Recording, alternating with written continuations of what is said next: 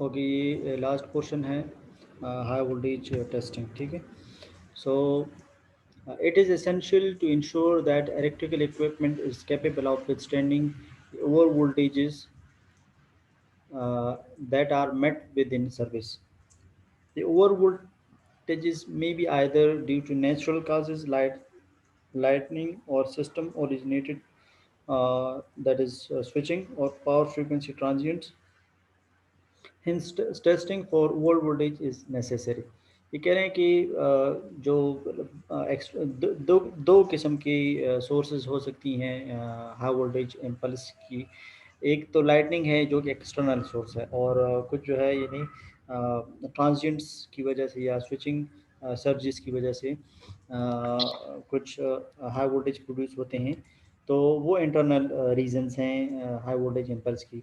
तो अगर आप किसी भी इक्विपमेंट को इनके अगेंस्ट बचाना चाहते हैं तो पहले आप लोगों ने इन इंसुलेटर्स को टेस्ट करना होगा against the high voltage impulse voltage, ठीक है। सो in test codes and standard specification, certain technical terms are used to specify and define conditions or procedures. तो वो क्या है, यानी कुछ टर्म्स यूज़ होती हैं, उन टर्म्स के बारे में अभी हम पढ़ते हैं। वो है disruptive discharge voltage. It is defined as the voltage which reduces the loss of dielectric strength of an insulation. It is that voltage at which the electrical stress in the insulation causes a failure, which includes the collapse of voltage and passage of current.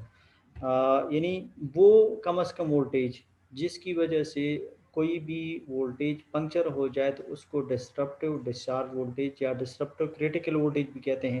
यानी corona में हमने पढ़ा था कि corona तब काज होगा जब कोई एक सप्लाई वोल्टेज क्रिटिकल या डिस्रप्टिव क्रिटिकल वोल्टेज के बराबर ना हो जाए। तो अब डिस्रप्टिव क्रिटिकल वोल्टेज क्या है? The minimum voltage required to collapse the insulator और to cause the failure of the insulation. यानी अगर मैं कहूँ कि एयर है, एयर का ब्रेकडाउन स्ट्रेंथ है 31 सॉरी 21 केवी पर सेंटीमीटर। ये 1 सेंटीमीटर के लिए, अगर सेंटीमीटर्स बढ़ेंगे तो लास्ट लेक्चर में हमने पढ़ा था कि फिर वोल्टेज ज़्यादा दरकार होगी। तो अगर 1 सेंटीमीटर का गैप है और उसमें वोल्टेज, तो यानी डिस्ट्रप्टिव क्रिटिकल वोल्टेज कितना होगा? 21 केवी होगा फॉर 1 सेंटीमीटर, सही। और अगर 2 सेंटीमीटर है तो वो 42 केवी पर दरकार होंगे, सही। So the minimum voltage required for to cause the failure of insulator. तो ये फेल्योर जो है सॉलिड्स के लिए आपको पता है कि डिसरप्टिव क्रिटिकल वोल्टेज ज़्यादा होता है बनस्बत लिक्विड की या गैसियस के, ठीक है। और ये भी आपको पता है कि जो सॉलिड्स होती हैं इनमें परमानेंट लॉस होता है स्ट्रेंथ का, और लिक्विड और गैसियस में टेम्प्रेरी होता है। ये ऑलरेडी हम डिस्कस कर चुके हैं। यानी मैंने आपको बताया था हॉट स्पॉट का कि यानी अगर फॉर एग्जांपल ये सॉलिड इंसुलेटर है और इसमें इस पॉइंट ये पंक्चर हो गया है, तो अब इसको साइड बाय पार्टिकल रिप्लेस नहीं कर सकते। अब ये हॉट स्पॉट कहलाएगा और इससे जो है यानी बाकी जो क्रैक्स हैं ट्रीइंग वाला फिनोमेना स्टार्ट होगा, और ये बाकी साइड बाय पार्टिकल्स को भी यानी पंक्चर कर लेता है, ठीक है।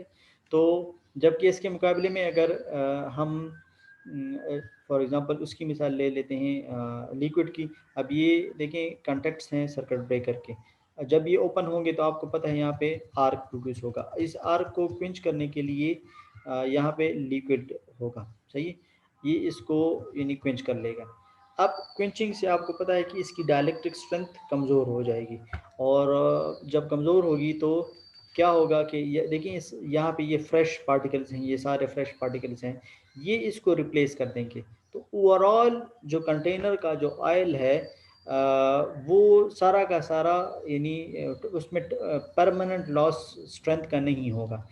यानी ज़ाहिर बात है स्ट्रेंथ थोड़ा बहुत कम हो जाएगा, मगर इसका ये मतलब नहीं है कि अब सारा का सारा ऑयल गिराना होगा और अब इसमें परमानेंट लॉस हो गया है, नहीं।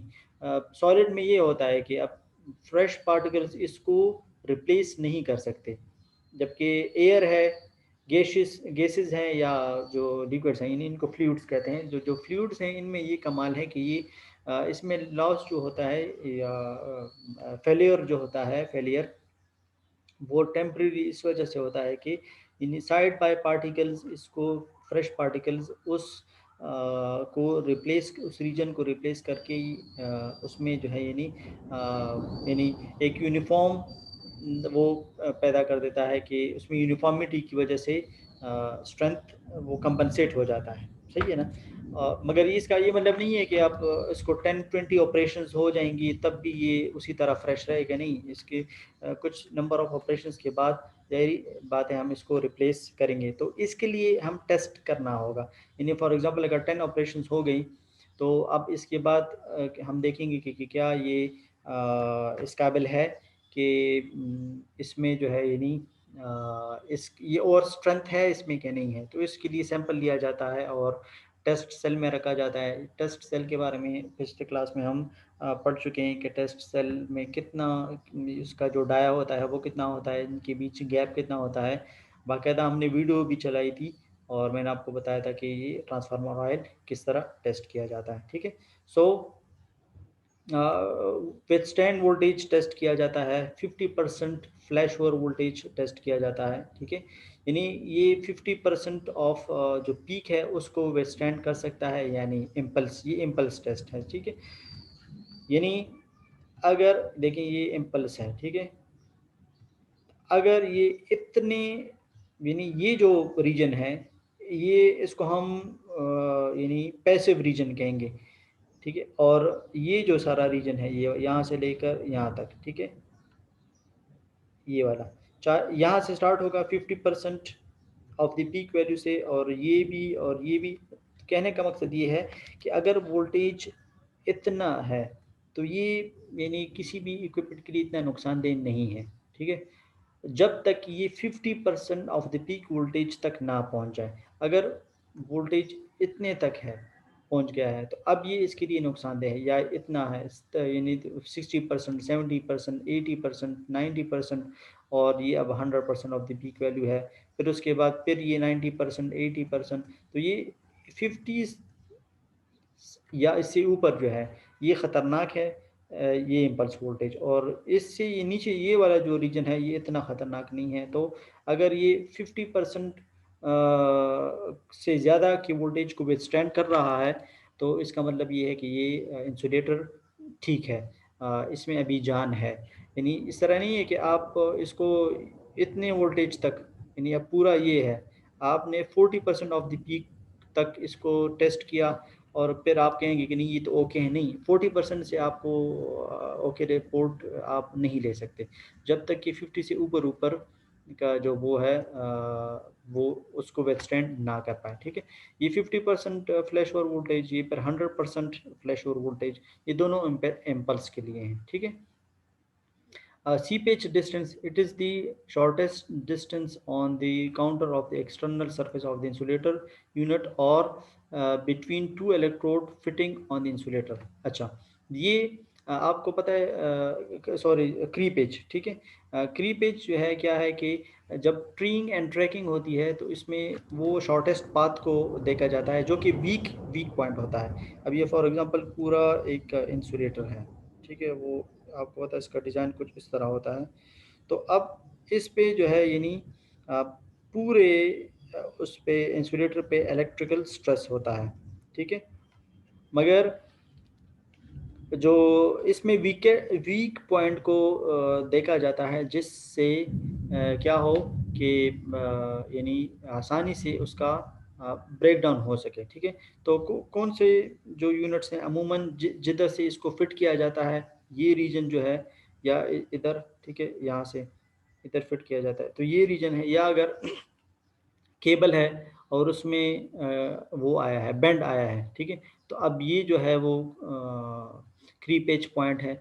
या शार्प एजेस अगर हैं, ठीक है, तो वो क्रीपेज पॉइंट होगा, यानी वो पॉइंट्स के जिसमें आसानी से फ्लैश ओवर हो सकता है तो उसको हम उसके लिए टेस्ट किया जाता है। ठीक है। स्पेशली जिधर बेंड आता है उधर जो है ज़्यादा वो होता है। अच्छा, एसी टेस्ट वोल्टेजेस, ठीक है, तो ये फ्रीक्वेंसी, अच्छा ये देखें, alternating test voltages of power frequency should have a frequency range of 50 to 60 hertz and should be approximately sinusoidal। तो ये एसी के लिए टेस्ट किया जाता है, और एसी टेस्ट के लिए जो फ्रीक्वेंसी होती है it should be in the range of 40 to 60 hertz. ठीक है, और ये प्योर साइनोसाइडल होना चाहिए। ठीक है, या अप्रोक्सीमेटली साइनोसाइडल होना चाहिए। अच्छा, इम्पल्स टेस्ट तो ऑलरेडी हम पढ़ भी चुके हैं। ये देखिए इम्पल्स जनरेटर आपने लगाना, देखिए इस जो जनरेशन हमने पढ़ी थी, तो वैसे तो जनरेटर्स हमारे काम के नहीं है। हमारे यानी पावर सिस्टम में तो जनरेटर्स इंस्टॉल नहीं होती, तो फिर हमने हाई वोल्टेज जनरेटर को क्यों पढ़ा? फिर हमने हाई वोल्टेज एसी जनरेटर को क्यों पढ़ा? हाई वोल्टेज डीसी जनरेटर को क्यों पढ़ा? हाई वोल्टेज इम्पल्स जनरेटर इसकी डिज़ाइनिंग क्यों की? वो सिर्फ लैब पर्पस के लिए।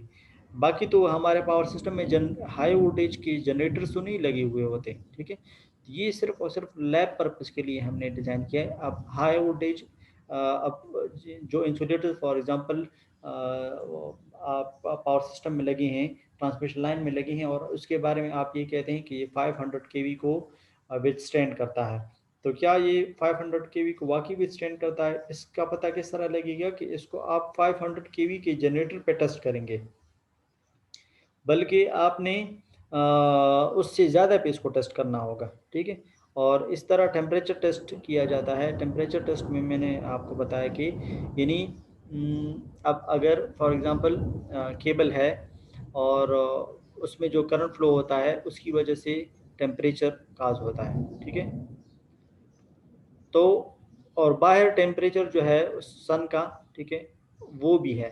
तो देखें, दो किस्म की हीट अब ये फेस कर रहा है। एक वो टेम्परेचर जो कि करंट के फ्लो होने की वजह से प्रोड्यूस हो रही है, जो कि हीट के फॉर्म में आ रही है। ठीक है, ये और एक सन का बाहर एक्सटर्नल जो वो है टेम्परेचर है। तो अगर ये फॉर एग्जांपल ये 50 डिग्री सी है और ये 40 डिग्री सी है, ठीक, तो इसको 90 डिग्री सी पे टेस्ट करना होगा या उससे ज़्यादा पे टेस्ट करना होगा। अगर बाहर 50 है तो आप इसको 50 पे टेस्ट नहीं करेंगे, ना इसको 60 पे टेस्ट करेंगे, क्योंकि आप सिर्फ बाहर का टेम्परेचर काउंट नहीं करेंगे, बल्कि जो टेम्परेचर इंटरनली प्रोड्यूस होता है उसको भी प्लस करके इससे ज़्यादा के लिए आप लोगों ने इसको टेस्ट करना होगा। इस तरह ह्यूमिडिटी टेस्ट किया जाता है, क्योंकि ह्यूमिडिटी हमने कोरोना में पढ़ा था कि अब जो ट्रांसमिशन लाइन हैं इसके स्पेस पे डिपेंड करता है, इसके सरफेस कंडीशन पे डिपेंड करता है, मगर इसके साथ साथ इन्वायरमेंटल कंडीशंस पे भी डिपेंड करता है, और उसके लिए बाकायदा हमने एक फैक्टर पढ़ा था सिग्मा। ठीक है, और सिग्मा में हमने कहा था कि ये डिपेंड करता है दो चीज़ों पे, प्रेशर पे और टेम्परेचर पे। तो फिर हमने आप लोगों को अगर याद हो तो हमने प्रेशर के लिए मरी में भी टेस्ट किए थे और हमने कराची में भी टेस्ट किया था। मरी में टेस्ट करने का मकसद ये था कि हम यानी एल्टीट्यूड पे टेस्ट करें, प्रेशर वहाँ पे कम होगा, और कराची में टेस्ट करने का मतलब है कि इसको यानी सी लेवल पे हमने टेस्ट किया। तो दोनों प्रेशर पे हमने देखा कि बाकी सारे कंडीशन सेम थे, वोल्टेज सेम था, एम वैल्यू सेम थी दोनों की। ठीक है, और जो फैशन था, ठीक है, वो भी हमने इक्विलेटरल ट्रायंगल लिया था।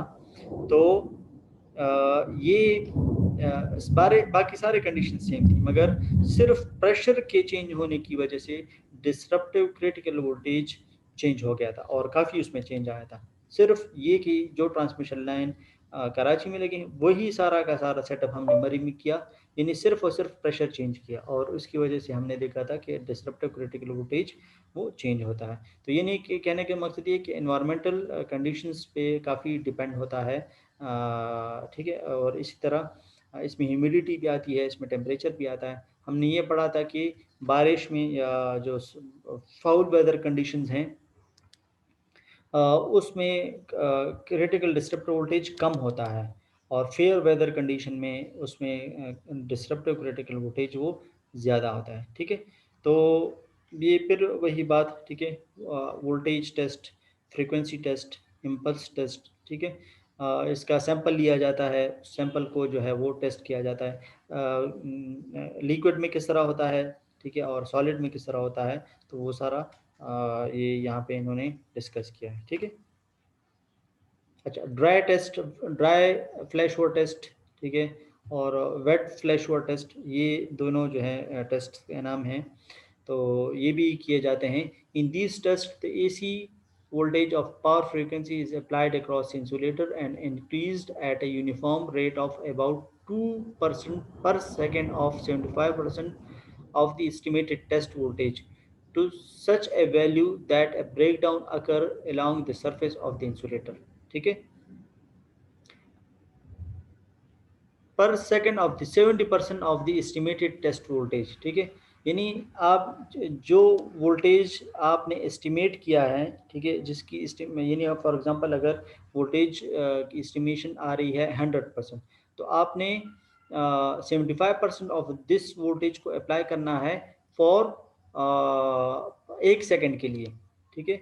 और इसी तरह 2% में आप इसको ज़्यादा करते जाएंगे, 2% ऑफ दी पर सेकेंड ऑफ दी 75% आप एक दफ़ा लेंगे, फिर उसको और बढ़ाते जाएंगे और बढ़ाते जाएंगे, ठीक है, जब तक कि क्या ना हो, यानी वो फेलियर ना हो, ठीक है।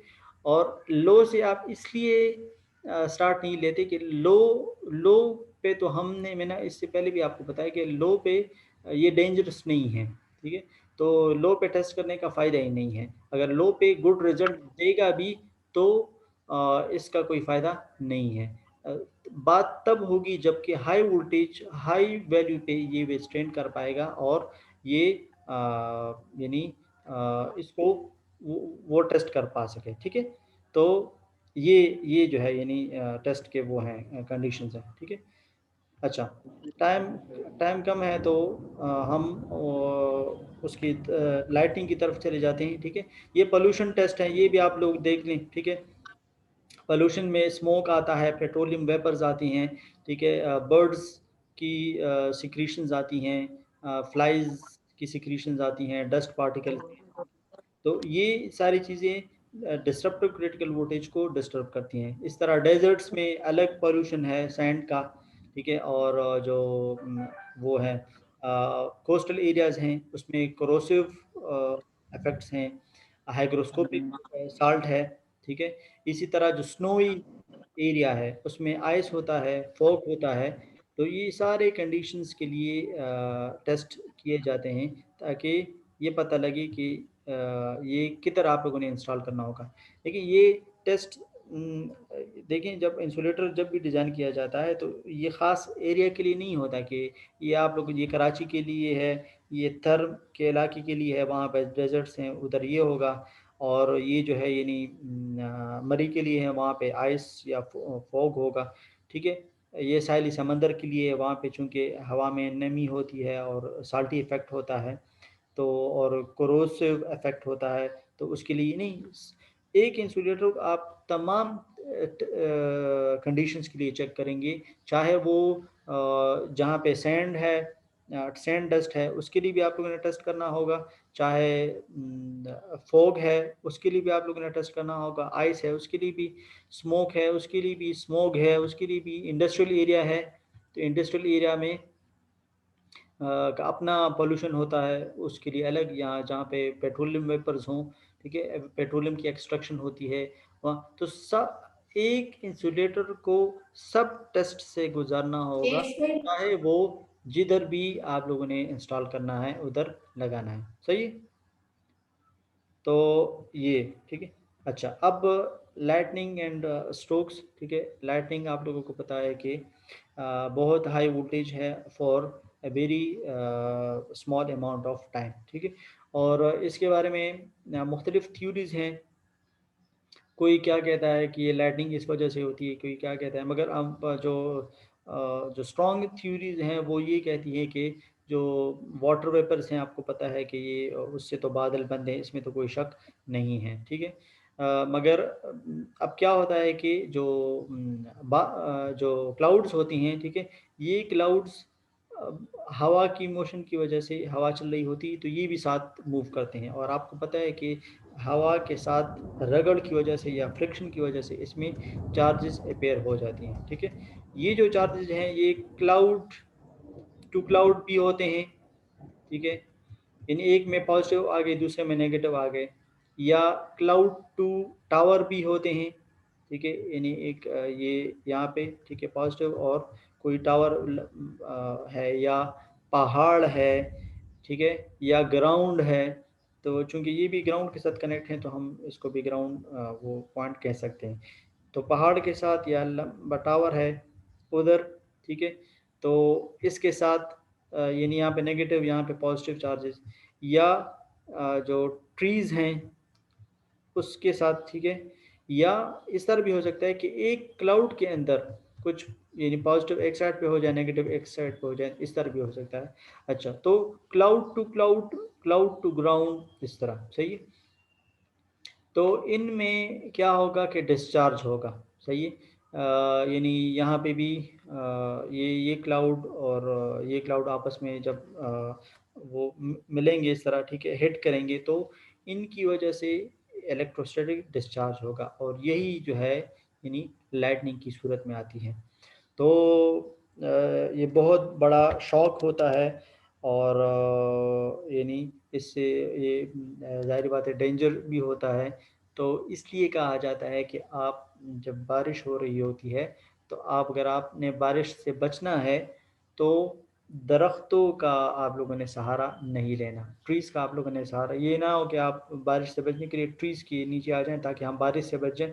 बारिश से तो बच जाएंगे, मगर थंडरस्टॉर्म के और भी करीब हो गए, उसके लिए चांसेस जो हैं वो आप लोगों ने ज़्यादा कर दिए। क्योंकि आपको पता है कि जो थंडरस्टॉर्म है, ये तो इलेक्ट्रिकल यानी करंट है, और ये लो रेजिस्टिव पाथ को क्या करेगा, वो फॉलो करेगा, ठीक है। लो रेजिस्टिव पाथ जो भी इसको मिलता है, तो ये अब ट्रीज़ हैं वो गीली हैं, वो ऑलरेडी ग्राउंड भी हैं, ठीक है। तो एक तो ये इशू है, और इसमें, और ये जब वेट होंगी तो इसकी कंडक्टिविटी, इसकी रेजिस्टेंस और भी कम हो जाएगी, यानी इसकी कंडक्टिविटी और भी बढ़ जाएगी। तो यही ही लो रेजिस्टिव पाथ होगा इसके लिए, और ये जो है यानी इसको हिट करेंगे आसानी से। तो चूँकि किसी बंदे ने अगर इधर जो है वो शेल्टर लिया है, तो वो उसके लिए नुकसानदेह है। तो एक रिपोर्ट में मैं देख रहा था कि अगर आपको पनाह लेनी है तो गाड़ियाँ इसके लिए अच्छी वो हैं, क्योंकि उनके जो टायर्स हैं वो इंसुलेटेड होती हैं, तो ये ग्राउंड से कनेक्ट नहीं होती, ठीक है। इलेक्ट्रिकली आपको ग्राउंड से इंसुलेट करती हैं, तो इसलिए जो सही वो होगा वो गाड़ी जो है ज़्यादा अच्छा है, सेफ है थंडरस्टॉर्म से बचने के लिए, ठीक है। ये वो क्लाउड्स का वो है सारा फिनोमेना, ठीक है। क्लाउड टू क्लाउड भी होता है, क्लाउड टू ग्राउंड भी होता है, ये भी मैं बता चुका हूँ, ठीक है। ये इसके वो हैं कुछ ग्लिम्स हैं थंडर वो के, ठीक है।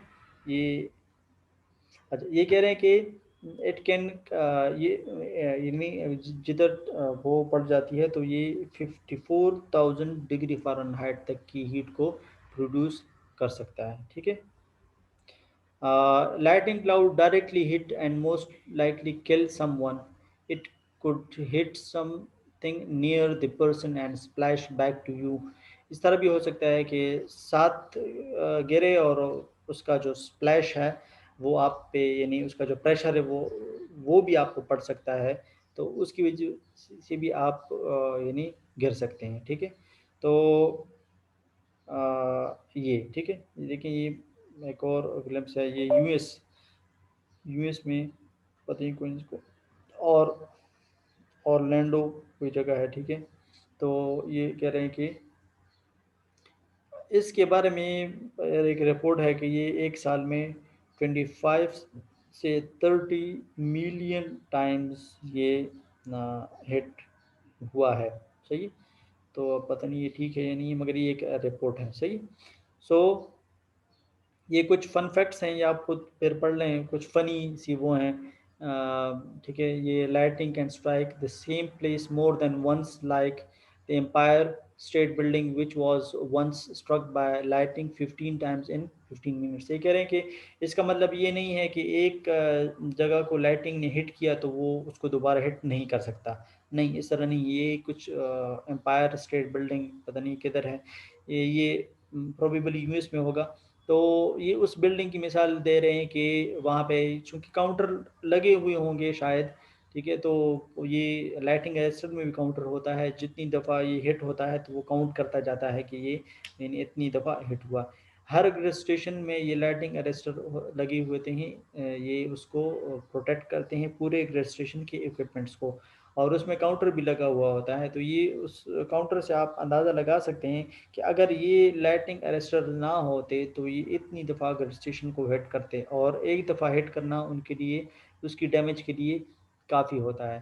तो वो काउंटर आपको बाकायदा वैल्यू भी बता, तो ये कुछ एम्पायर बिल्डिंग की बात करने की, ये 15 मिनट्स में 15 दफ़ा हिट हुआ है, सही।